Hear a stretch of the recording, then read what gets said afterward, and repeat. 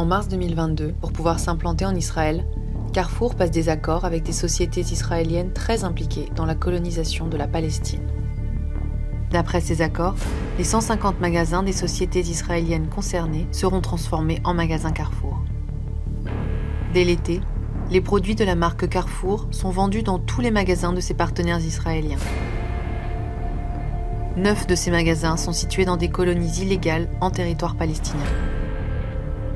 Par cette présence directe dans les colonies, Carrefour participe au développement de la colonisation, qui est un crime de guerre en droit international. Un magasin Carrefour à Angers a été épinglé par la répression des fraudes. Son tort, avoir vendu des produits étrangers avec l'indication Origine France. L'enseigne a été sanctionnée d'une amende, une première. Mais c'est clair! Mais oui, c'est clair!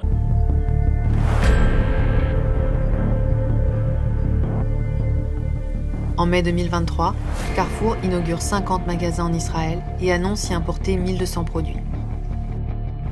En pleine guerre d'Israël contre la population de Gaza au mois d'octobre 2023, Carrefour offre des colis alimentaires aux soldats de l'armée israélienne, accusés de commettre des crimes de guerre à Gaza.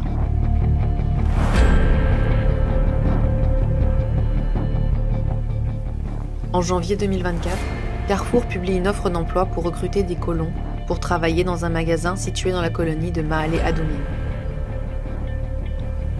Carrefour ment pour faire croire qu'il n'est pas responsable des actes qui lui sont reprochés.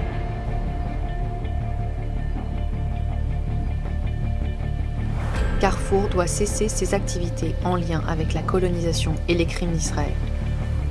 Agissez avec nous en écrivant au PDG de Carrefour, en lui envoyant un email, en participant aux actions devant les magasins Carrefour. Depuis plus d'1 an, des actions sont menées partout en France pour informer la population et lui demander de faire pression sur Carrefour pour qu'il cesse sa complicité. Relayez cette vidéo et rejoignez-nous pour contraindre Carrefour à respecter le droit. This is pure anti-Semitism. C'est une honte. Ces enfants-là ne sont pas des animaux, comme le disent les militaires israéliens. אנחנו מטילים מצור מוחלט על העיר עזה. אין חשמל, אין מזון, אין מים, אין דלק. הכל סגור. אנחנו נלחמים בחיות אדם ואנחנו נוהגים בהתאם. נלחמים בחיות אדם ואנחנו נוהגים בהתאם. C'est des êtres humains. C'est des êtres humains. C'est pas possible. C'est des êtres humains et ils sont pas capables d'appeler un cessez-le-feu. Vous me demandez qu'est-ce que j'en pense? C'est une honte. Discours typiquement antisémite, voilà. Israël a parfaitement connaissance d'une information comme quoi il fait état de la présence de civils dans une zone définie, sur laquelle il va y avoir un bombardement, et malgré cette information, Israël prend la décision de bombarder quand même. Il faut les dégommer, ces gens-là. Il faut les dégommer. C'est-à-dire qu'Israël prend la décision consciente, avec cette information en tête, de bombarder des civils, au mépris du droit international humanitaire.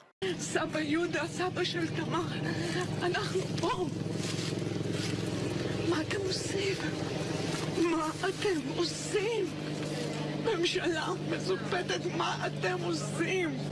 יש אלוהים בשמיים. ביידיש, אתם יודעים, אומרים, כל כלב יבוא היום שלו. לא יכול להיות. לא יכול להיות. אתם תשלמו, כל בעלי התפקידים ישלמו על זה.